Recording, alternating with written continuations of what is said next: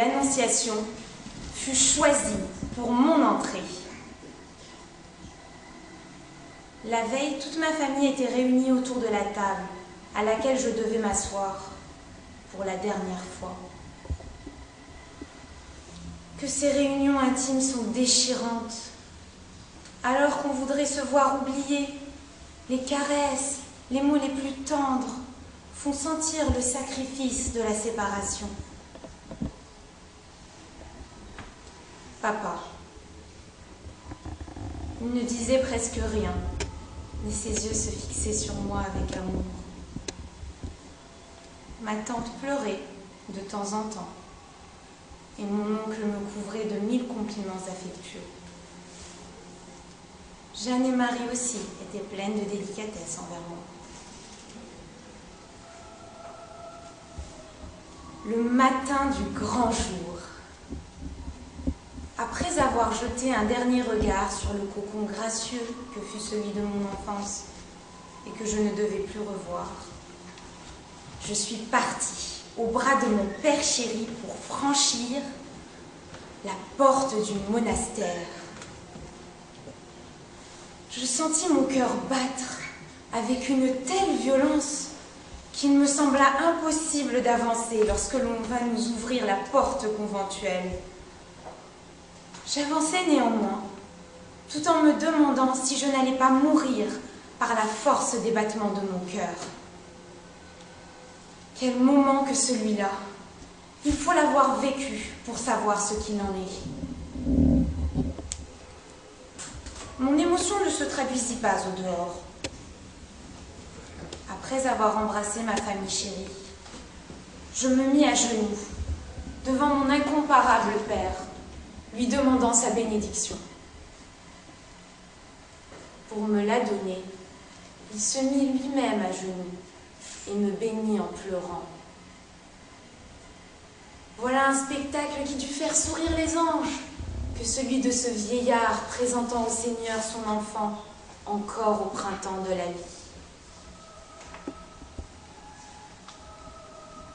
Quelques instants plus tard, les portes de l'arche sacrée se refermaient sur moi.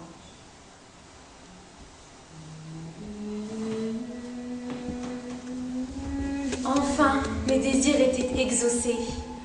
Je ressentais une paix si douce et si profonde qu'il me serait impossible de l'exprimer. Depuis, cette paix intime est restée mon partage. Elle ne m'a jamais abandonnée dans les plus dures épreuves. Comme toutes les postulantes, je fus conduite vers le cœur de l'église aussitôt après mon entrée. Il était sombre à cause du Saint-Sacrement exposé.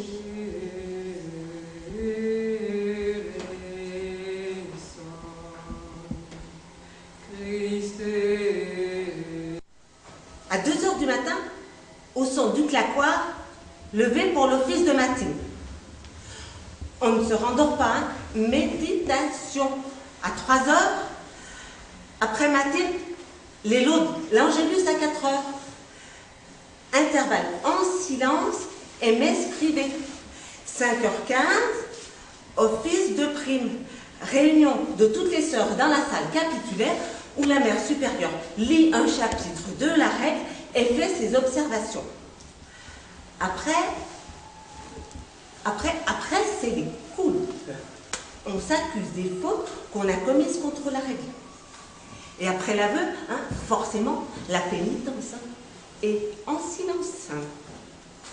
Après, chacune va à son travail. Le verger, les vaches, les prés, les champs, la cuisine, le réfectoire, le dortoir, l'avoir, la sacristie. Et en silence. 8h, 8h, fin du travail. 8h45, 10h20, tierce, grand-messe, 7. Avant le déjeuner, examen de conscience individuelle.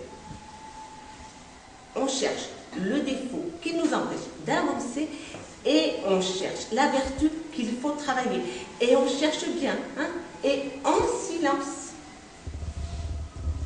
8h45, 10h20.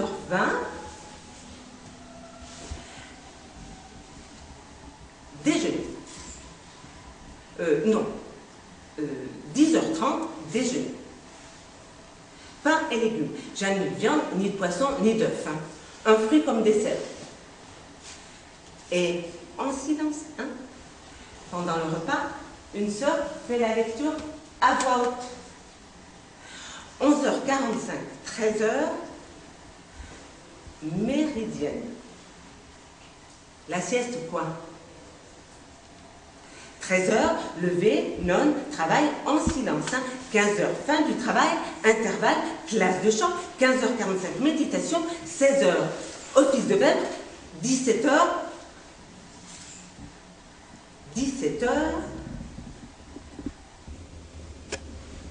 on soupe au réfectoire.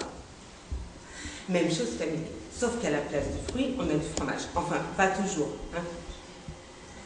18h45, on arrive, toutes affaires cessantes, pour la récitation avant conflit.